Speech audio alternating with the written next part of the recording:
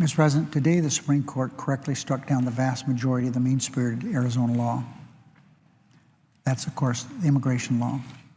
And while I agree with the court's decision to invalidate 3 troubling provisions of Arizona's flawed law, there were actually 4 provisions. 4 were declared unconstitutional, 1 was upheld. I really am concerned about the section they upheld that I'm surprised they did, but they did. As long as this provision remains, innocent American citizens are in danger of being detained by police unless they carry immigration papers with them at all times. It's reassuring that the court, though, left the door open to further court challenges of this very unsound provision.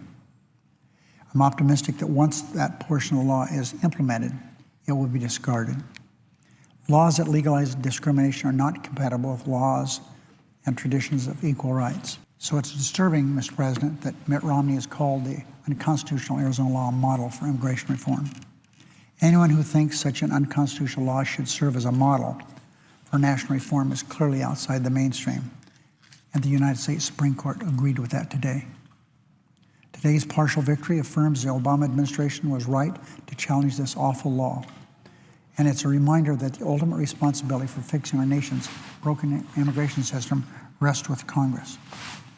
And instead of allowing 50 states to have 50 different enforcement mechanisms, we need a national solution that continues to secure the border, punishes unscrupulous employers who exploit immigrants and undercut American wages, improves our dysfunctional legal immigration system, and requires the 11 million people who are undocumented that they register with the government, pay fines and taxes, learn English, work, pay taxes, stay out of trouble, and go to the end of the line to legalize their status.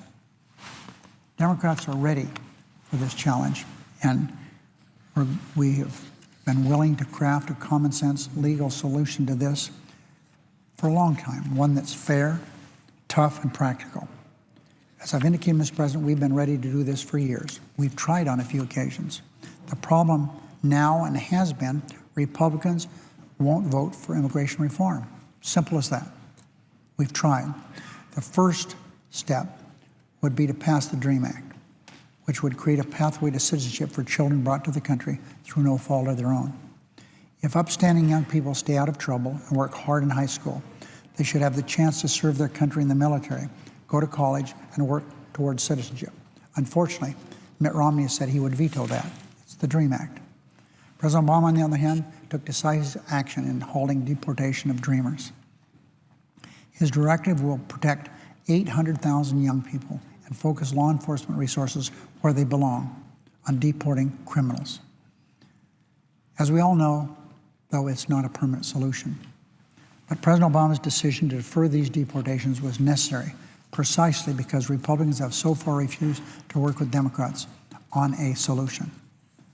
Congress must consider a long-term resolution to protect the dreamers and tackle comprehensive immigration reform that addresses all 11 million undocumented people living in this country.